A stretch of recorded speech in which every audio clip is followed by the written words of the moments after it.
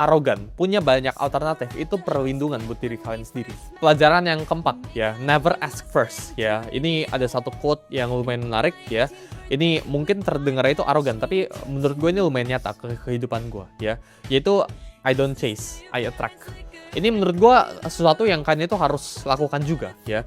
Di hidup gue sekarang ya, gue itu hampir tidak pernah samperin orang ya, kecuali gue bener-bener butuh sama orang itu. Contoh kita ngomong ya, beberapa orang ya yang punya duitnya di sebelahnya T ya, gue bukan bilang mereka itu di bawah gue dan sebagainya, tapi banyak kan ya, 99% of the time ya, itu mereka yang reach out ke gue dulu ya, buat either ngajakin podcast atau ngajakin makan gitu ya. Sangat jarang untuk gue itu datengin ke mereka ya, gue bisa gak networking sama lo gitu ya, atau enggak pekerjaan ya, simple ya. Itu dari sisi networking tadi. Dari sisi pekerjaan itu gue nggak pernah tanya ke orang ada pekerjaan atau enggak ya. Yang gue lakukan itu pekerjaan itu yang datang ke gue, dan ini kondisi yang kalian itu harus bikin dalam hidup kalian.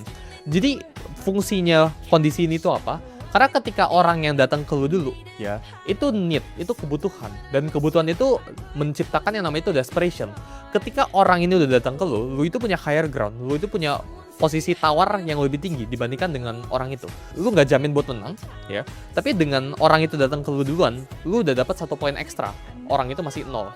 Gua hampir jarang sekali reach out ke orang buat minta sesuatu ya. Gue selalu menawarkan atau enggak orang lain yang biasa datang ke gue, dan menurut gue itu sesuatu yang kalian harus terapin dalam hidup kalian ya. Jadi belajar buat sabar ya, karena orang yang punya value, emas itu juga pasti dicari ya. Emas itu nggak minta dicari, tapi akan dicari. Berlian itu nggak minta dicari, tapi orang itu mau cari berlian gitu. Sama kayak hidup kalian, sama kayak kalian.